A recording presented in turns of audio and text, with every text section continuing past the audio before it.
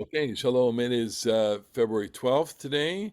There We you go. 2024. We're doing Parshat Terumah. Parshat Terumah. We're going to have a moment there. Nana, you have a question? I'll just pause for a second. Okay. So this week, Parshat Terumah. And as you know, this Parsha plus Tetzaveh next week with a little bit of a hiatus and Kitisa, and then Vayakel Purkide. The last five parshiot, mostly four parshiot of the book of Exodus, deals with the instructions for making the Mishkan, the mobile sanctuary of the desert, and then the construction relating to that. And it only tells you, given that there's such a significant portion of the Torah devoted to it, that this was obviously a very significant part of um, Israel. And that's the question that we have to focus on. We have to focus on uh, what what this means and what the structure means. Now, I know we've touched on this, in the past, but I'd like to bring some different sources to the discussion today, specifically looking at sources later on in the history of Israel and ask the question, what was the function of this Mishkan, this sanctuary? And just as a footnote, I'm basing a lot of this on a lecture that I heard from Benny Lau, Rabbi Benny Lau of 929 Institute in Israel, the Initiative 929, which is a chapter of Tanakh a day, and something I highly recommend.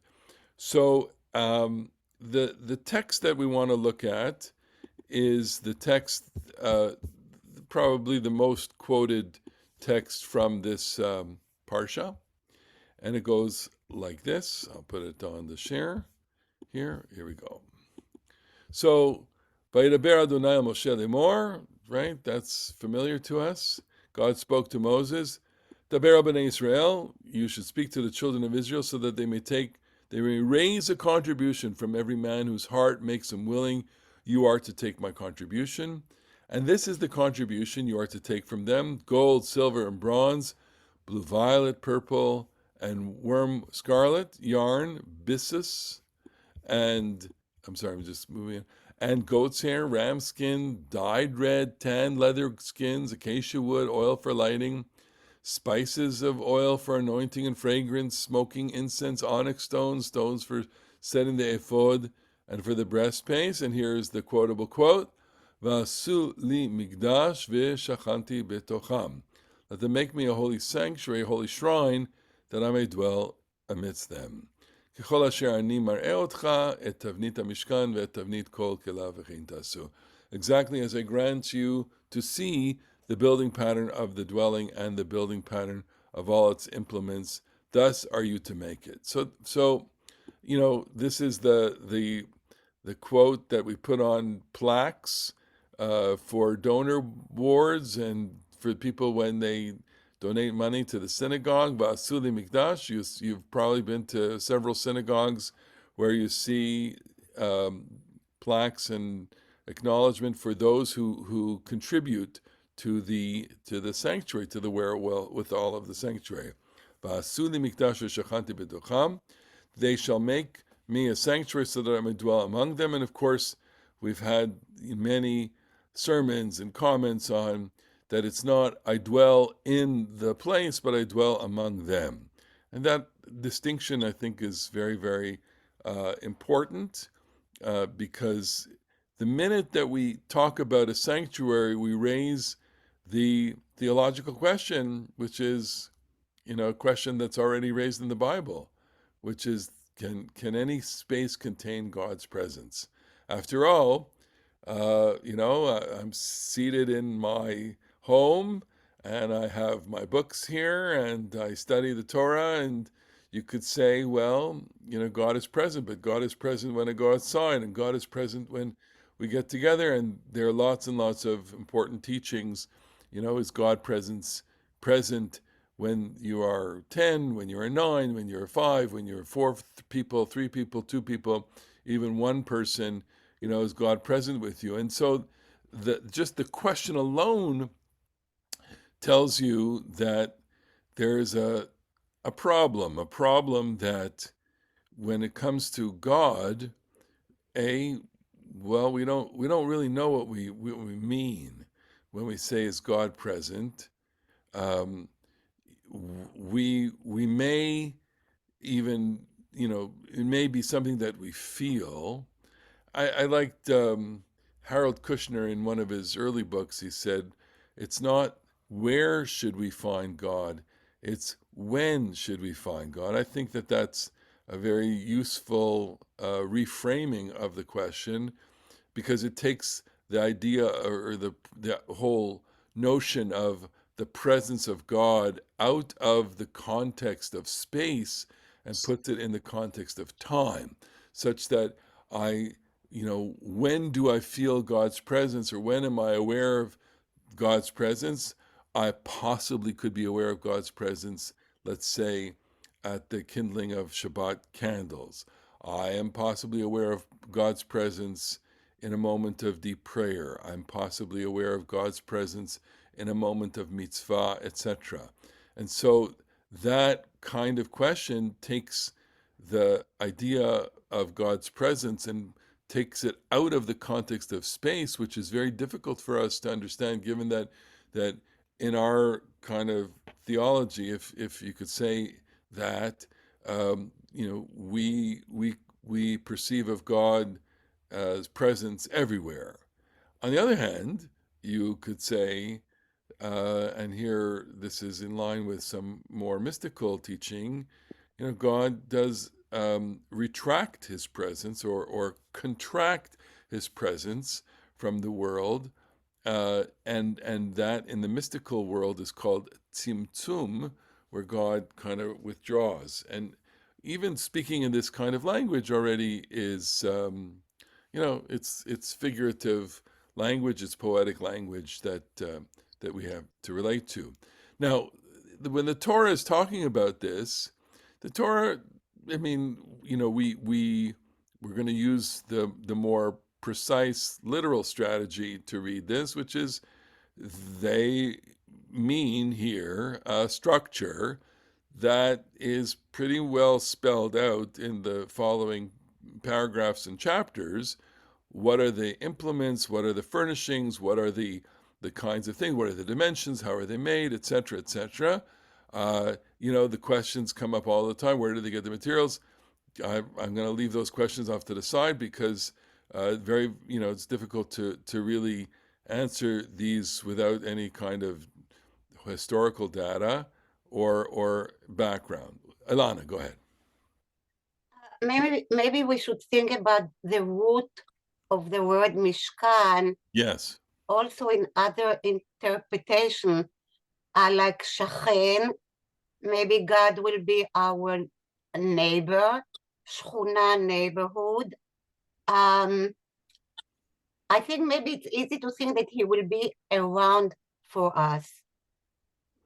So I agree with you. I think, and it's a good point that I'm going to go back to the verse here, because you have two important words. I'll just kind of zoom it up here. Asuli mikdash v'shachanti betocham. So mikdash and mishkan, from the word shachanti, you get mishkan. Mikdash and mishkan are synonyms for the same thing, but they really have two different nuances. Mikdash, when we think of Mikdash, we think of some, the kind of sanctity, and that it comes from the root holiness, that it's set off, separate, and that there is a kind of awe in that experience of being in the presence of Bet Hamikdash. Mishkan is dwelling, and Mishkan is a kind of intimacy. All right, and the two terms Mikdash and Mishkan, while synonymous, do have those different ideas. One which reflects a kind of awe, relationship with God, and one which reflects a kind of intimacy relationship. And those are two facets, broadly speaking, of the relationships that are in the religious experience. Marlene, go ahead. Well, is bitocham, and God would dwell with us. Does that, to me, it seems like if you build this structure, that means we're cementing a relationship. And then I can be with you wherever you are. Because subsequent to this, God's going to say, well, only certain people have the lev tov to be able to be the artists or the water carriers or whatever. So God is with them when they're doing that. Why isn't God with us when we're not in the physical structure? Good. So this is another way of asking the question that I'm going to have you ask here, which is who needs I'd this? like to ask. I'd like to, well, like a press conference, which is, what's the to to to whose advantage is this? Is it to God's advantage, or is it to the person's advantage? And with your permission, I'm just going to, go ahead to a now I'm going to deploy the strategy of a commentary. This is from the Sefer HaChinuch, which is a anonymous 13th century Spain commentator. So the Sefer HaChinuch enumerates all of the mitzvot in the Torah, going through parsha by parsha and saying, in this parsha there's this, and this mitzvah, and we have a mitzvah in this parsha which is mitzvat binyan beit bechira, a commandment of building the choice house. Beit bechira is one of these synonyms for a temple. We won't go into that meaning. There's Beit HaMikdash, Beit HaMishkan. Beit HaBechira is not a biblical phrase, but you might be familiar with it in, let's say, the Haggadah, Lo bana lanu et Beit HaBechira in the Dayenu. Okay, so Sheniyam makrivim sham korbanotenu elav. Why would we have it? To build a house for God, meaning to say that we would bring him sacrifices there. And v'shamti ha'aliyah l'regel v'kibbutz kol Yisrael b'chol shana, pilgrimage and yearly gathering of all Israel, be there, as it is stated, vasu limikdash. V'zot mitzvah kolet, and this commandment, vessels needed for the service, da da da da da da da. What are the purposes in? The purpose are, that's where you go, that's where you bring your sheep, that's when you bring your offerings. A person needs atonement, a person needs to express, a person needs to express gratitude, or to experience awe, and you need an outlet for that. And that seems to be, the basic function of the structure is for you. It's for your purposes. God doesn't need a structure, but you need a structure, okay? And he goes on in that vein. He says as follows: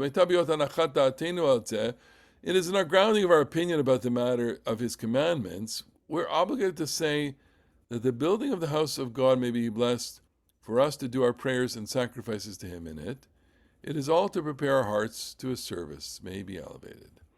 It is not from his need to sit in the house of people and to come under the shade of their beams, whether they build it from the cedars of Lebanon or from cypresses.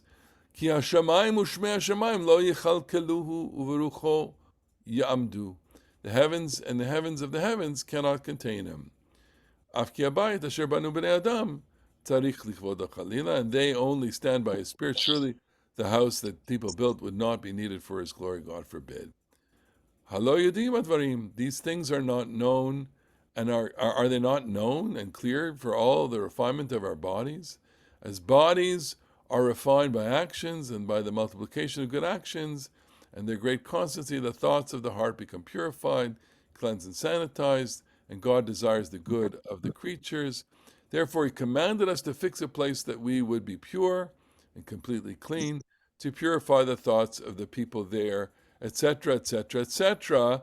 Meaning, I'm going to stop here for a second, which is to say, the function of the Mishkan was to be an outlet for our emotional needs, for service, sacrifice, worship, pilgrimage, all the things that we get joy out of, and we get a certain sense of newness and atonement and forgiveness.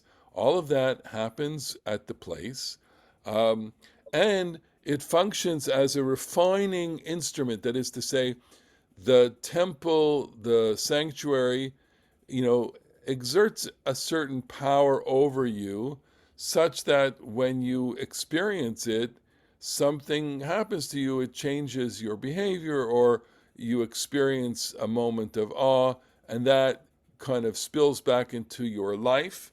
You take that with you into your life, and that refines you as a human being. So there's instrumentality in the Mishkan, which only means God doesn't need this. God doesn't need a place. Humans need a place. This would be, not theology, that is to say, an exploration of what God needs. This is anthropology. This is the what humans need, and that there's in religion, there's theology, there's thinking about God, and probably, I would say, I don't want to say more or less, whatever, but significantly, religion is anthropology. So, for example, we're always asking in religious terms, what does this mean to us? And what's the content of our experience as we experience religious things? Marlene, go ahead. If God wanted us to have this structure because God wanted it, he would have given it like the Garden of Eden, but he didn't. He Correct. told us to do it. Correct. And so that also raises a very interesting point, which is that perhaps it wasn't God's intention to do that at all, which is a strand in commentary on the Torah, that the instructions for building the Mishkan actually originate after the golden calf. Uh, when the people, create the golden calf and worship the golden calf, it is a moment of discovery. The discovery is not only of the baser impulses, but it's a discovery that people, all of us, every single one of us, need the concrete, and that you need to have a way to contain yourself. And so, in line with other ways of understanding the Torah, which is a huge experiment, a divine experiment that God is making with humanity. Let's see how this turns out, right? And it's a failure. God fails all the time. This is not a vision of a perfect God, let's say we get from philosophy. This is a vision of a God who is deeply involved with human, affairs, and deeply, wants the best for human beings, but is not going to take away human beings' ability to choose, to make moral choices. Otherwise, there's no reason for humanity. We can just be automatons. We can just be robots. God's, this is one of the deep themes of the Bible, which is that God creates a world in which human beings are not programmed to do things. Human beings choose to do things, and God wants, is always trying at least to refine human beings, and human beings are constantly disappointing God. And the human creature, it seems we have discovered, or we are constantly discovering, that we need tangible. We can't have we can't live only in abstractions, and that need reflects itself deeply, and of course, it plays itself out in different ways. Um, I want to illustrate that for you, just in a couple of ways. One second. So, just we have the purpose of the Mishkan, place of worship, place of assembly and pilgrimage, a place that refines us. I have the scene, if you build it, they will come. You know, that's such a brilliant line. It's a brilliant line. I'll save you the 30-second clip from Field of Dreams that I had teed up here. But it's in a different context, but it's such a warm and mystical idea, but not really. that if you build it, they will come. When we engage in capital projects like building synagogues, we think that if you build it, they will come. That the more attractive it is, the more you think that it will be available to you. And I just want to take a small excursion, since we're in a visual medium, to show you where this tendency goes. Okay, here is this is the Condé Nast Traveler. This is a little article on the 10 or 15 most beautiful synagogues in the world. Okay, look at these gorgeous synagogues. This is here. So this one is Berlin. Look how gorgeous. This is Bochum, Germany. I don't know if I'm pronouncing it right. This is Prague. This is Budapest. This is London, England. This is Turkey, Munich, Jerba, Tunisia, Chemdet Israel in Turkey, Istanbul. Also, Ulm, Germany, Szeged, Hungary,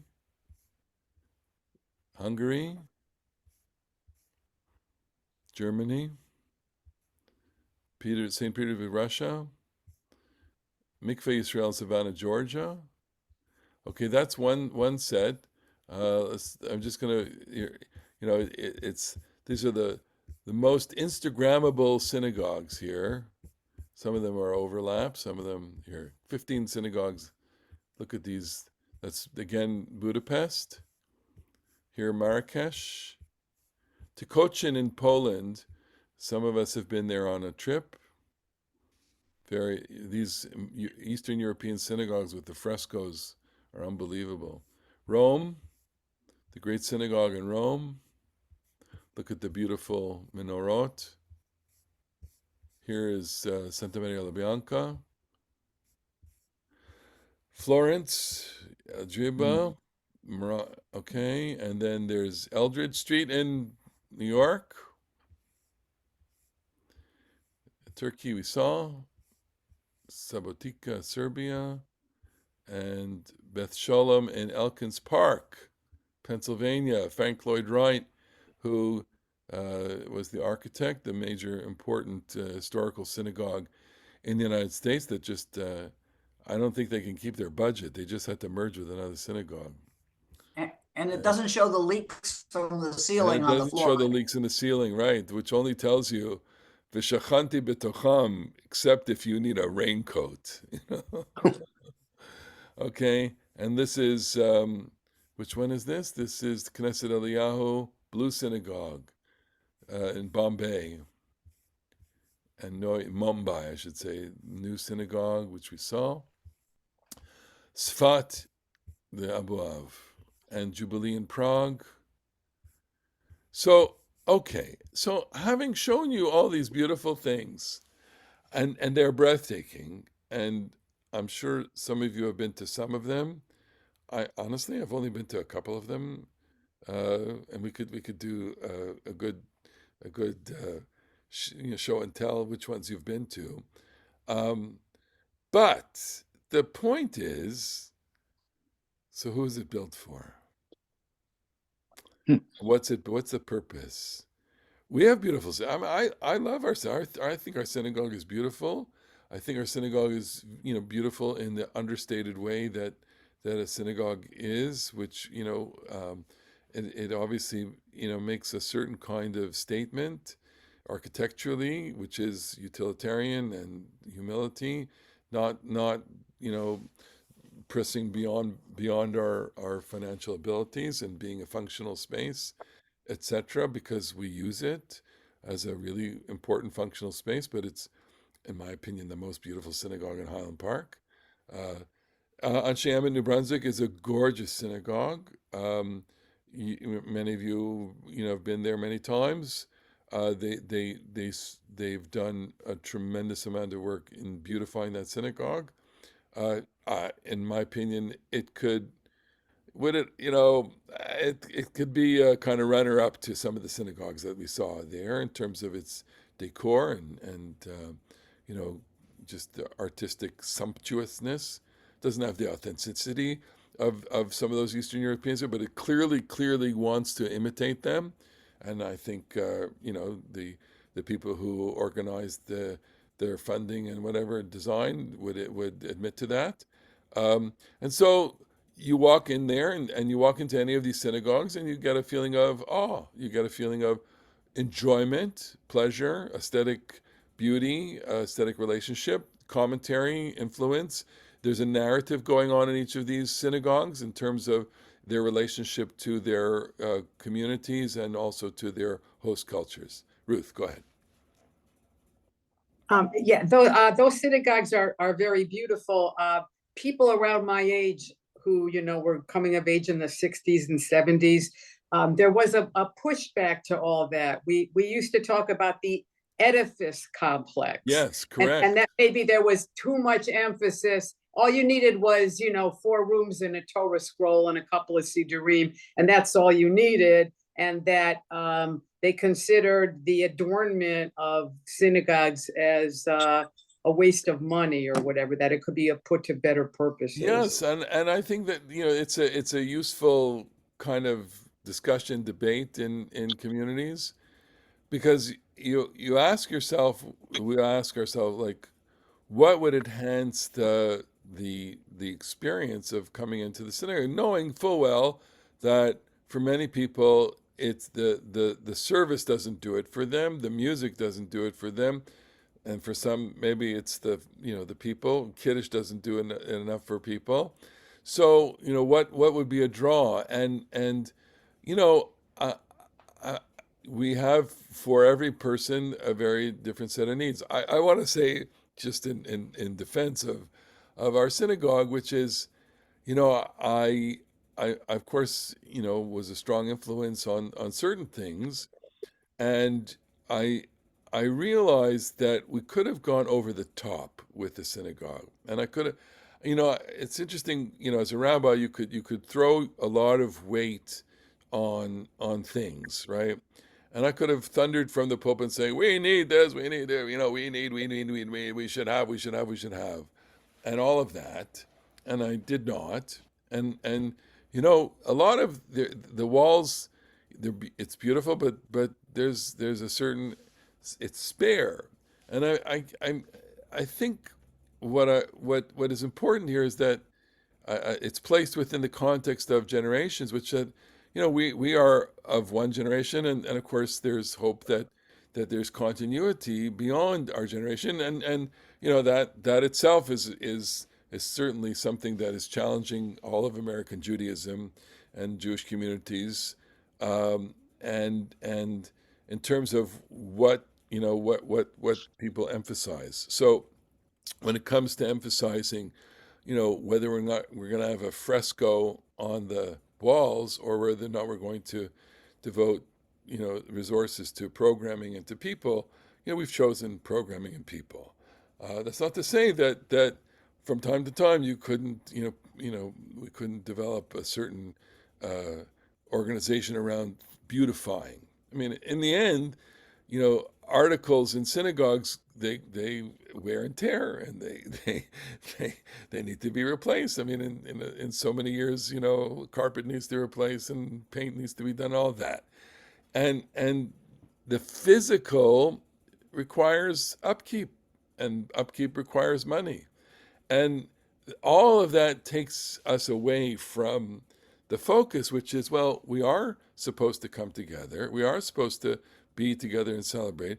So it becomes a very interesting question, and I don't want to dwell on it more than this, which is, at what point does the physical structure impede the ability to want to get together? I'll give you one example, which is unpleasant, but people said, I come into the synagogue and there's a certain smell, right? They don't say it about the synagogue, but there, if you walk into a synagogue and you have a certain, it doesn't smell right, then you say, it's one of those things that you don't it doesn't make you want to come to the synagogue. You have to overcome this kind of feeling, or if it's too dark, right? So you don't feel a kind of what you want to feel, or it's too difficult, or it's too uncomfortable to sit.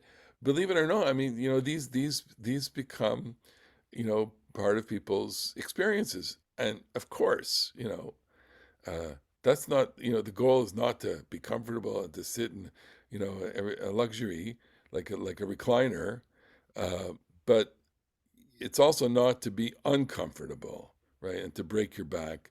And look, we have a population that obviously, would like to be comfortable in these environments. Okay, let me go on just for the sake of continuity in the text here. I want to. So the the whole idea of having a Mishkan, in the history of biblical Israel, it's really interesting to see what happens, because we know that it was. I'm just going to. Something happened here. Just um, the temple was not built in until Solomon. The temple was not built until Solomon's time, and and there seems to be a lovely debate within the Bible itself, and also certainly among later sources, as to why that was. If I asked you for a second, why wasn't the temple built in the reign of King David, you are likely to answer the following, right? What are you going to answer? Why didn't David build the temple? Uh, Ilana. he had blood. He had blood on his Blood on hands. his hands. Right? That's the common interpretation. And it's certainly within the Bible itself, in the book of Chronicles, and in the book, to a certain extent, in the book of Kings. But there's something else going on there. And I want to show you, and this also, I got from that lecture. I really hadn't paid attention to it before. But in the book of Samuel, when David has finished, his conquering, and he's basically established Jerusalem. His kingdom is secure. He says as follows. Okay, this is chapter 7 of 2 Samuel. It was when the king sat in his house. God had given him rest around about from all his enemies. Right? He beat him up. The king said to Nathan the prophet, "Now see, I stay in a house of cedars, while the coffer of God stays in the midst of a curtained shrine." Right? So Nathan said to the king, "All that is in your heart, go do, for God is with you." Okay, so it's the saying. What's it saying? He said, look at my house. I have a beautiful house. I have a 3-bedroom house. Okay, I'm sitting in and God is in a shack, right? It's a tent somewhere, right? So what should I do? So Nathan in Yiddish would say, "Gesundheit, do whatever you want. Do whatever you want. Go build go build a temple. Okay, you want to build a temple? Build a temple." That's Nathan. Okay. Then what happens? Nathan gets a dream, gets a vision of God. Okay, and God says to him as follows. So here's all that. This is Nathan says to all that is in your heart. Go do. God is with you. Blah blah blah blah.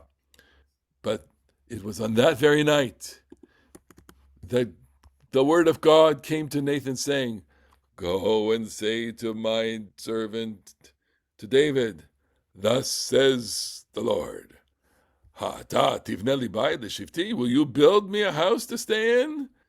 For I have not stayed in a house from the day of my bringing up the children of Israel from Egypt until this day. But I've been going about in a tent and dwelling.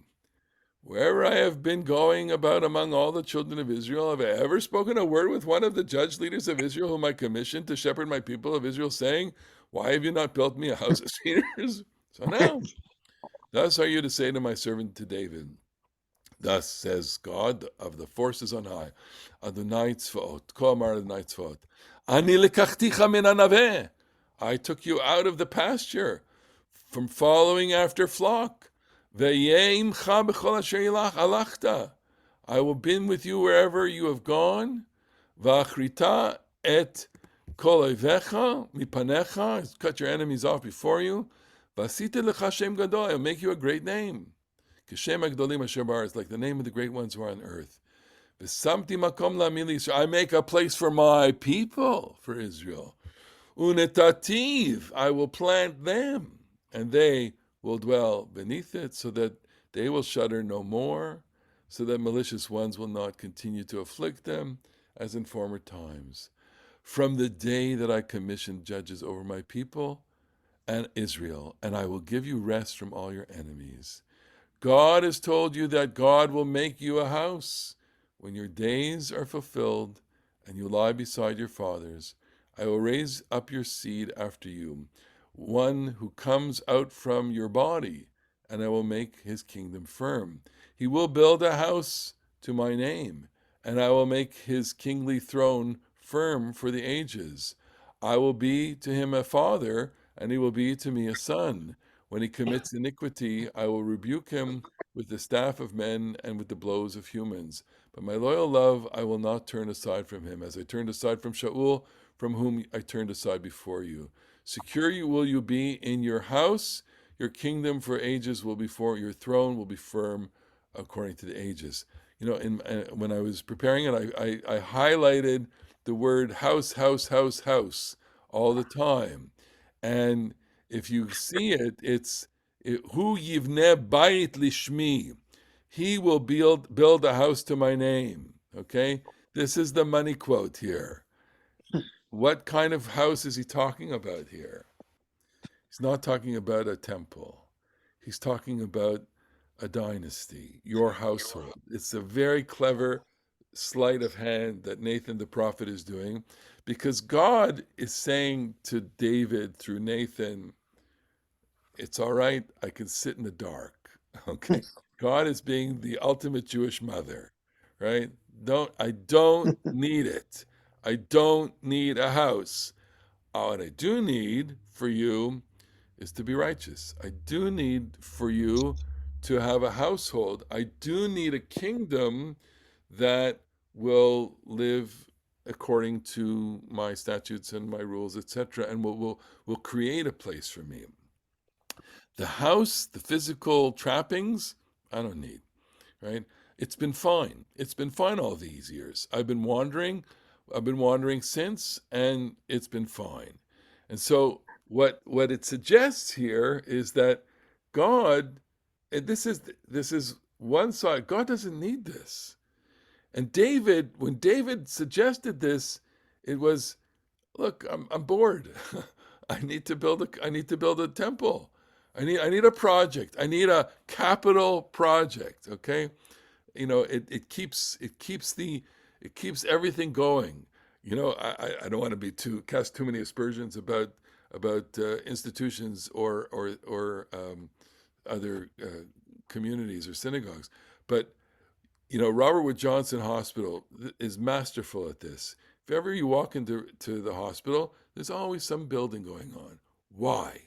Because it conveys to your population, there's always something happening. There's always something happening, right? Now, of course, they need it. Of course, there's always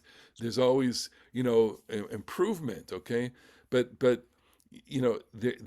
there's an objective involved in building things. The objective involved in building things is that you're communicating to your constituency that things are always happening and we're always on the move. And the impulse for David to create a temple is, look, I'm done. I've conquered all my territory. Now what's left for me to do? And it's such a fascinating question. It's a question that in a different context we could say, the founders of the state of Israel, they built their institution, they declared the state. So then they say, well, now what? Well, there was plenty of what, and we had, before the war, we had the whole discussion of, the need to reinvent and the need to recreate. Well, that obviously has been taken off the table now. But the point is that that without the sense of, building, building, building, then you say, well, what's happening? I mean, I know we suffer from this, because and I'm aware of this only because you can manipulate. You can be completely manipulative to a community, saying, let's just build, let's just build, let's just build. We're going to go out and go out and go out and raise money and raise money and raise money, and then create the factions within your community to say, well, we don't need this, we do need this, we don't need this, we do, and that takes everybody off the agenda. And that's what happened here with David. David wants to, and God says, all right, it's all right for me. I'll sit in the dark. It's okay. I don't need a big house. Okay. Well, then something happens because Solomon builds a temple, and Solomon builds a temple, and it's a magnificent temple. Okay, and it seems that it's a good thing, and of course, it becomes an important thing here in chapter 5 of Kings. Shlomo sent word to Hiram. So Solomon is the golden age of biblical Israel, where the kingdom is secure, and Solomon has relationships, diplomacy with everybody, including Hiram, who is in Tyre, which is Lebanon, and Lebanon is resource rich in terms of wood, in terms of raw materials for building, and he says, and Hiram had a good relationship with David.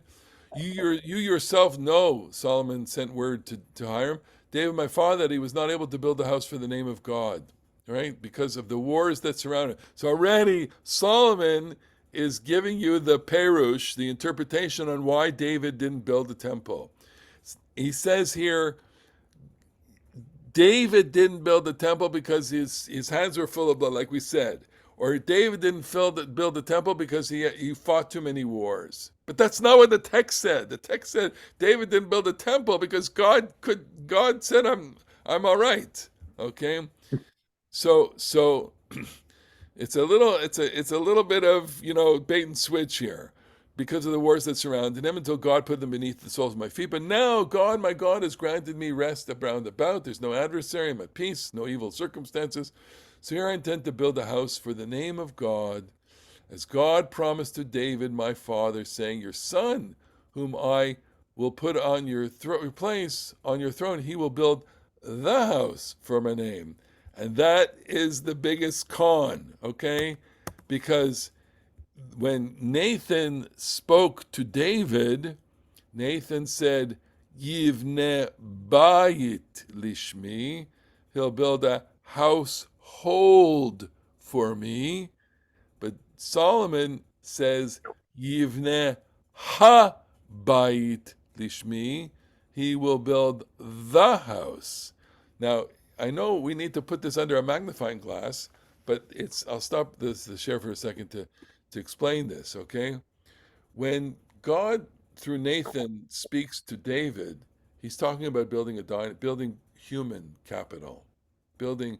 I want you to build your family. I want you to build succession. I want you to build and to be able to translate, my love for you, David.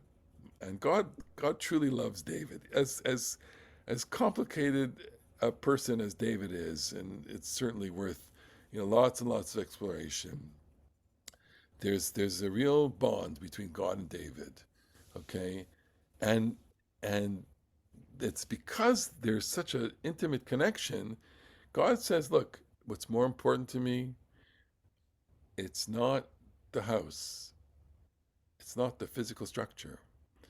It's your dynasty that's important. It's your kingdom that's important. It's the people in your family that's important. Build them up, build them up. One generation next is Solomon. Solomon is smart, is wise, he's got diplomacy, he's got everything. And look, I'm critical of Solomon, but I love Solomon as deeply. Solomon has a taste for excess. Solomon is the king that loves indulgence. He look he David, Mela, he has how many wives? 5, 6 wives, right? Michal, Abigail, Ahinoam, then he gets old. They give him Avishag the Shunammite, David, it almost seems that, and Bathsheba, of course, and David could have any woman that he wants in the kingdom, but he's selective. He's got maybe a half dozen. Okay, Solomon, hundreds of wives. Why? Of course, he has diplomacy with all these different nations and people, but you get the sense that he indulged himself and he does things to excess. Just fast forward. So he builds a temple. I should just take. We'll dip into the building for a second here.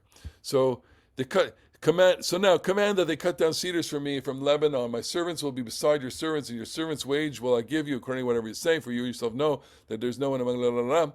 It was when Hiram Shlomo word that he rejoiced exceedingly, said, "Blessed is God today who has given David a wise son over the numerous people." And Hiram said to Shlomo, saying, "I have heard that you sent to me. Myself will do whatever you desire regarding cedar trees, blah, blah, blah, blah, blah, blah. You're going to get rafts of cedar trees and build and build and build and build." Okay? While Shlomo gave Hiram 20,000 cores of wheat food for his household, 20 cores of pressed oil, they did a lot of trading to get the wood for the temple. God gave wisdom to Shlomo as he promised him, and there was shalom between Hiram and Shlomo, and the two of them had a covenant.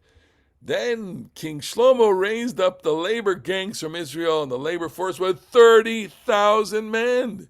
He sent them to Lebanon, 10,000 per month on shifts.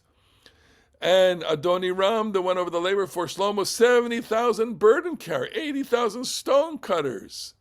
Okay? There are lots and lots of people. This is a huge capital project. The king commanded that they transport from the quarry large stone, costly stones for the house. And on it goes. And then they build it, and it's in the year 480 of the years of the children's going out of Israel. 480 years later, after Yetziat Mitzrayim, in the 4th year, in the month of Ziv, Shlomo's reign of King Israel, he began building the house to God. Look at the size. 60 cubits in length, 20 cubits in width, 30 cubits height. The portico, the great hall. And he made windows, and he built an extension round about the rear chamber, at the lowest side chamber, the third one, 7, blah, blah, blah, blah. This is a house. But I highlighted, in the house as it was being built of complete quarry stone, it was built neither hammers nor pickaxe nor any tool of iron was heard in the house as it was built, because you can't use an implement of war to construct the temple. And that's the story. The story is that it's a big, beautiful temple, right? But then, Habayit Aser Sheta Boneh, regarding this house that is building, Im telech bechukotai vet mishpatai taaseh. If you walk in my ways and my practices you observe and keep my commandments, walking in them, I will fulfill my word with you, which I promised to David your father. I will dwell in the midst of the children of Israel, and I will not abandon my people Israel. So Shlomo built the house and finished it. And I highlighted that because it's the complete irony of the whole story, which is he's building the house thinking that he can contain God in it. It's a huge, beautiful house, the structure, but God doesn't want to be there. God wants to be with the people. I'd rather be. It's like, thank you very much. It's in the dark. I'll be fine. Okay. And so then I asked the question. Okay, I have two questions. One is, for whom did Solomon build the temple? Well, Solomon built the temple for God, but Solomon built the temple for Solomon, and Solomon built the temple for the people. And they are proud of their beautiful, beautiful temple. And they make pilgrimages in their beautiful, beautiful temple. And they go up there and they worship at their beautiful temple. And it serves all of the functions anthropologically that every single temple, all those sumptuous, beautiful synagogues in Europe, they show, and beautiful, okay? But there's something missing. And with 5 minutes left, I want to show you this. This one is a piece of Talmud, and I think you might be familiar with this, because it gets reduced to be a quote, okay? There was a certain man, it's in Aramaic, Hahu Dahava, there was a certain man saying about his marriage as he walked, Ki richamtin hava aziza. When our love was strong, we could have slept on a bed that was the width of a sword. Hava aziza putya de safsera shichivan. We could have slept on a tiny bed. Hashta, that our love is not strong. Hashta de laziza rechimtin puria barshitin garmide. A bed of 60 cubits is not sufficient enough. Rav Huna said, verses are written that convey these sentiments. Initially it was written, I will meet you there and I will speak with you above the ark cover. That's in our parsha. V'no'adati lechasham v'dibarti itcha me'al hakaporet. V'tanya, and his Tana Braita, the Ark of the Covenant was itself 9 handbreadths high, and the ark cover was 1 handbreadth. So it was tiny, tiny thing. There's a total of a height of 10 handbreadths here. So the point is, at first, when God had great affection for Israel, the divine presence would reveal within the confines of a limited, tiny space.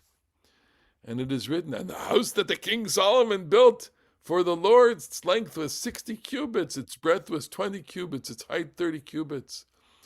And at the end, when Israel sinned, and the whole of the space of the temple was not expansive enough for the divine presence to rest within it, as it is written, thus says the Lord, the heaven is my throne, and the earth is my footstool.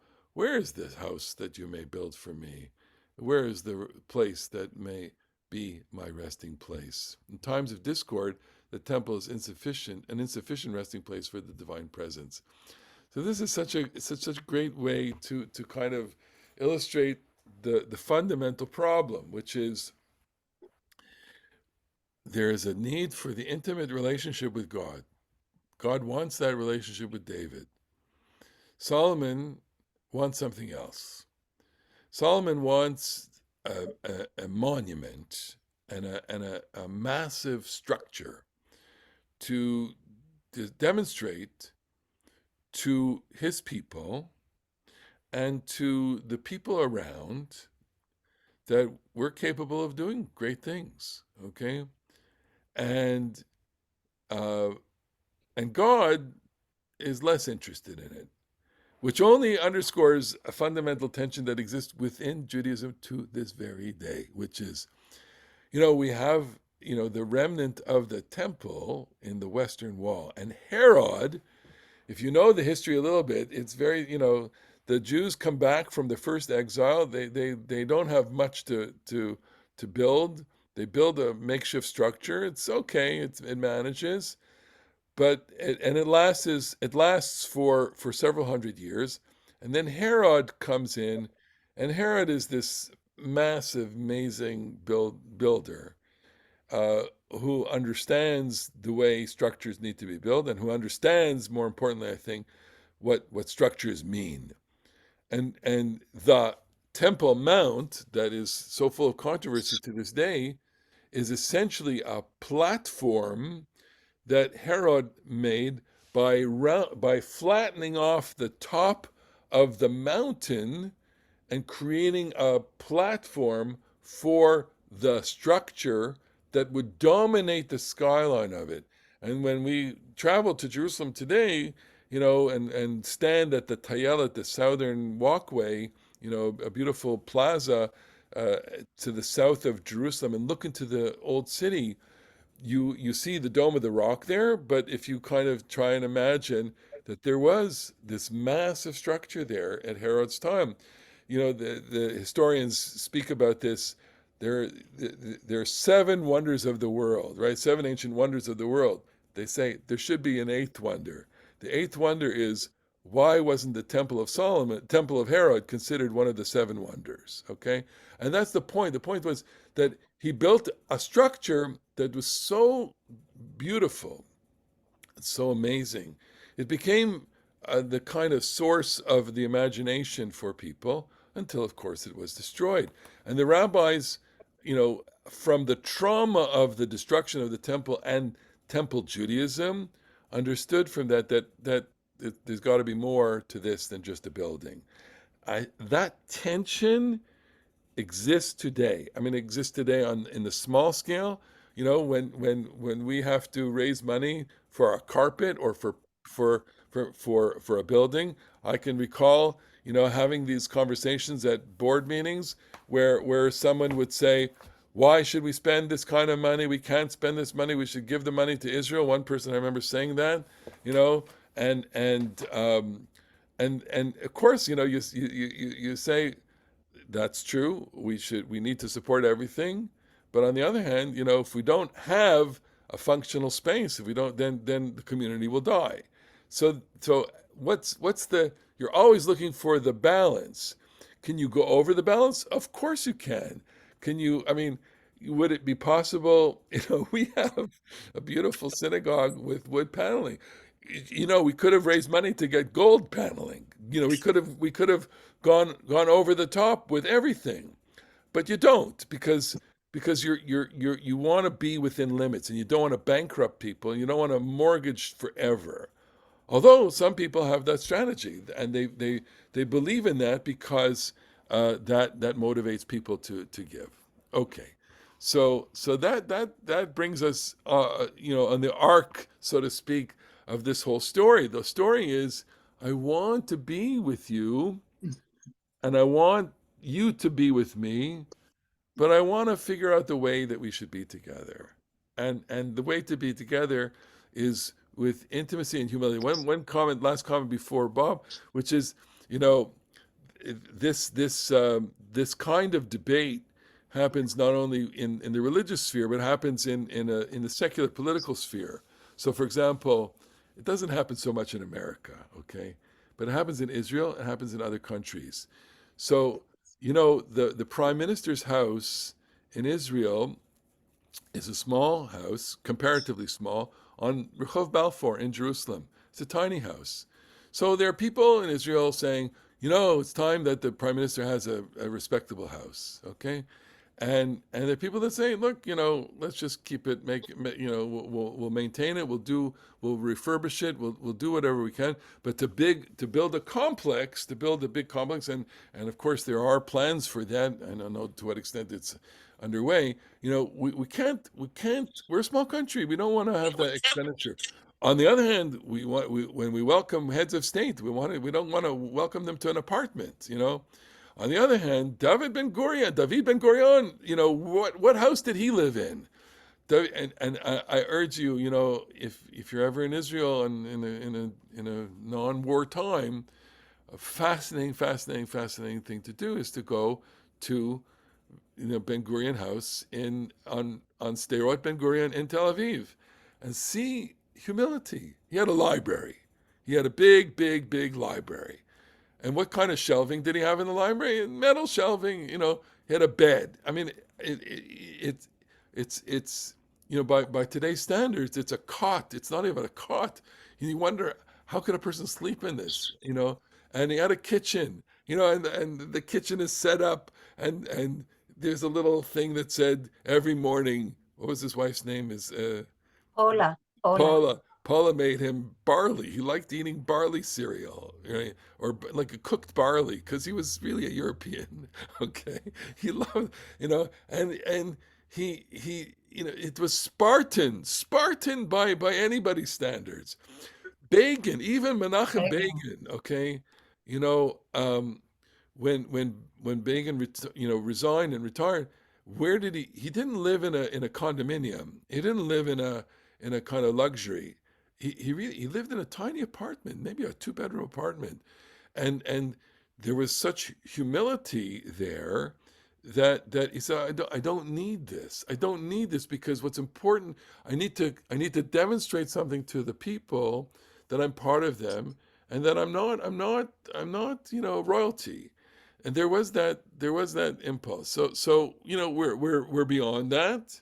Um, and look, I mean, I use the one more example, the Canadian example. So the prime minister in Canada has a residence, but for years and years and years and years and years, it was left in this, not maintained properly until now, where it's not livable. They can't put the guy in there, and they realized that to bring it up to modern codes, it's a big enough house. It's going to cost tens of millions of dollars to do it. So the debate is, Should we spend tens of millions of dollars building up an old historic building, or should we, knock it down and build a new building for the amount of money and make it new and modern? And that becomes a statement of us, not them. Not it's it's what is fitting for a head of state. It's a fascinating conversation. Bob, go ahead. Yeah, what I wanted to say hopefully complements what you've been presenting, and you've been focusing a lot on the Mishkan as an externality. And some of the most compelling things I've been reading recently talk about how do we build a Mishkan within ourselves, either as individuals or as a people. And all the details that are provided, I've always struggled with. And then several rabbis I was listening to drawing on the Zohar were actually talking about the Mishkan as representative and part of the human body, with the mind, the head, the kidneys, the ribs, the bones. And if you begin to look at that as well as the coverings and the Shekhinah being the curtains and the colors, tapping into the senses, all this detail now becomes not something that happened when back then, but it begins to have meaning now, potentially, because you're internalizing it. So the bottom line is, can we become walking Mishkans? Was one of the messages So, that this it's such a great, I always appreciate these, bringing that kind of perspective, because of course, it's a different part of the imagination, the religious imagination, which is the body, and if you will, I'm going to say a phrase that is going to sound kind of, discordant with Jewish ears, which is the body of God, right? That is to say, and what do we mean by that? It's of course a metaphor, all right, but it's like saying that the body becomes, that the building itself is an abstraction that we have to understand as the divine body, which it doesn't exist, but it's something that we imagine through the various configurations of the Sefirot. So you would be fascinated to know, and probably you may be aware of this already, that in Christianity, the cathedral is fashioned as the body of Jesus, the body of the Christ. So that you walk into the cathedral in the classic iteration of the Catholic, the cathedral, and you are to experience something akin to being part of the divine body. Look, in a cathedral, take Notre Dame for example, or frankly, we have cathedrals here that are certainly modeled in that way.